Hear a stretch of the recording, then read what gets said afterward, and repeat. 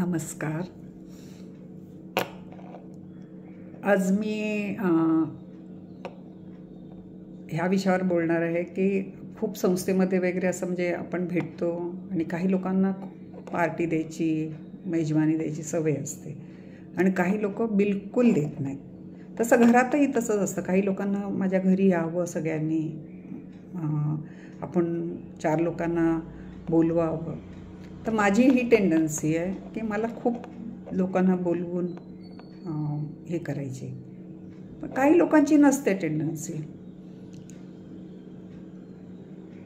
मी नवीन लग्न झालं होतं आणि मग असे प्रकार व्हायचे. मी बोलवायची प्रत्येकाला आणि मला मात्र कधी कोणी बोलवत नाही असं कुठेतरी खंत वाटायची. तर एकदा मी माझ्या वडिलांकडे ह्या बाबतीत बोलले की हो, असं होतं आहे हो बाबा.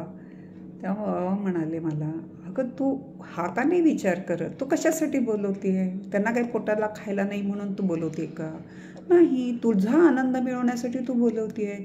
म्हणून तू काही निमित्त करते. आज वाढदिवस आहे, आज नवीन वर्ष आहे, आज काय पूजा करूया. तुझ्या आनंदासाठी तू बोलवते आहेस. मग तुला तो आनंद मिळावा, तू तुझ्या परीने तो प्रयत्न करतेस, तू मिळवतेस तो आनंद.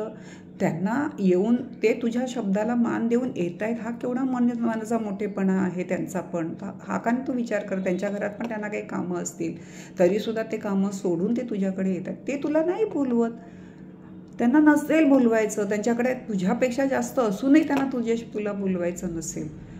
ही त्यांची मर्जी आहे, त्यांची खुशी कशात आहे हे त्यांच्यावर सोडून दे. पण तू तुझा आनंद का उपभोगायचा सोडते? मला हे अगदी मनापासून पटलं. त्या दिवसापासून आजपर्यंत मी कोणालाही बोलवताना मला हा माणूस पुन्हा बोलवेल किंवा हा माणूस मला पुन्हा काही परत करेल ही जरासुद्धा अपेक्षा करत नाही. कारण मला त्या मिनिटाचा, त्या दिवसाचा आनंद उपभोगायचा असतो. आता हल्ली आपण बऱ्याच अशा ज्येष्ठ नागरिक इथे तिथे जातो. काहींना सवय असते मनापासून द्यायची. कारण शोधून देतोय तो माणूस, एखादा देत नाही, मग बाकीचे कुजबूज करतात. फक्त खायला लोक येतात. पण हा देणाऱ्याला जर का मनापासून द्यायचा आहे आणि तो जेव्हा तशा पद्धतीचं आमंत्रण देऊन त्या संस्थेमध्ये 4 लोकांना बोलवते, त्याला तो आनंद उपभोगायचा आहे. बाकीच्यांना काय अधिकार आहे हे म्हणायचा की लोक खायला येत आहेत? यावं किंवा नाही यावं हे त्याच्या आमंत्रणाला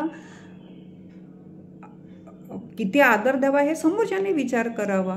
तुम्हाला द्यायची आहे की नाही द्यायची आहे, तुमचा आनंद पार्टी देण्यामध्ये आहे किंवा नाही आहे हे तुम्ही बघावं. तो कोण फक्त खायला येतं आणि कोण नाही येत हे का तुम्ही बघता?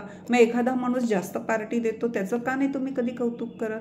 पण जो नुसता खायला येतो त्याला का नावं ठेवतात? मग कौतुक त्याचंही करा जो नेहमी पार्टी देतो. मग ह्याचा अर्थ काय? आपल्याला नेहमी नकारात्मक बघायची सवयच झाली आहे. जरा विचार करा या गोष्टीवर.